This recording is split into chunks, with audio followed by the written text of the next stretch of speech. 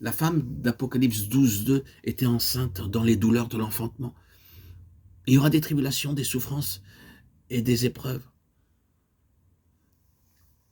pour ceux qui voudront suivre pleinement le Seigneur. Nous voyons dans Apocalypse 12, 6 la femme s'enfuir. Les croyants rejetés sur la terre s'enfuiront pour se cacher dans le désert pendant 3 ans et demi où Dieu les nourrira. Selon Apocalypse 12, 6, 13, le diable vient avec 3 armes. Au verset 9, 10 et 13, il séduit, il accuse, il persécute. Premièrement, il séduit le monde entier avec toutes sortes de fausses doctrines. 2 Corinthiens 11, 13, venant comme un ange de lumière. Il est l'accusateur des frères.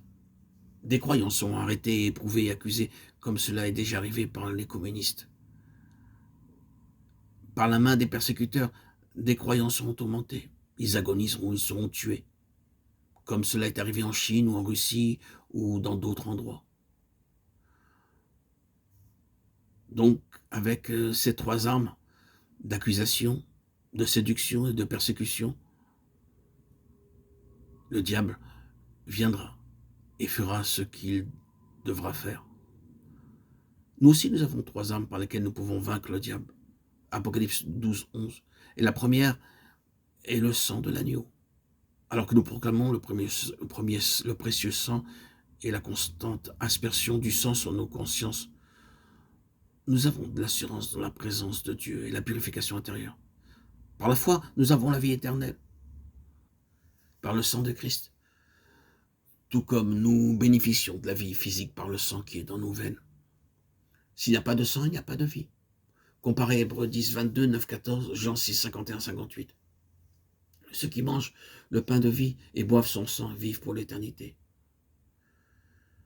Par la foi, nous proclamons l'aspersion du sang pour nous purifier d'une mauvaise conscience. Par son précieux sang, nous sommes protégés de l'ennemi et de ses ruses.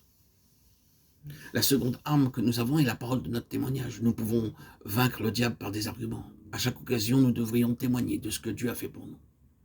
Et enfin, la troisième arme est que nous ne devons pas aimer nos vies jusqu'à craindre la mort. En tenant ferme, nous sommes capables de vaincre l'ennemi. Sur l'Apocalypse 12, 13 à 16, les croyants seront persécutés, les vainqueurs seront enlevés.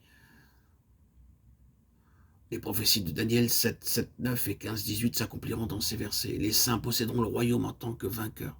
L'Antichrist fera la guerre à la femme, c'est-à-dire aux croyants. Apocalypse 12, 27, 13, 1, 2. Le royaume de l'Antichrist s'étendra alors très rapidement. Par la blessure de sa tête, le séducteur dira aux gens qu'il était mort et qu'il est revenu à la vie. Il aura une bouche qui dira de grandes choses et qui blasphémera durant 3 ans et demi. Toute la terre adorera l'Antichrist. Mais les croyants seront réveillés par la persécution et la souffrance. Comme le Saint-Esprit pousse les hommes à adorer Christ, de même l'Antichrist sera adoré par des hommes encouragés eux-mêmes par de faux prophètes. Il accomplira des miracles. Nous voyons ici la Trinité satanique, l'Antichrist, le faux prophète et la bête et son image.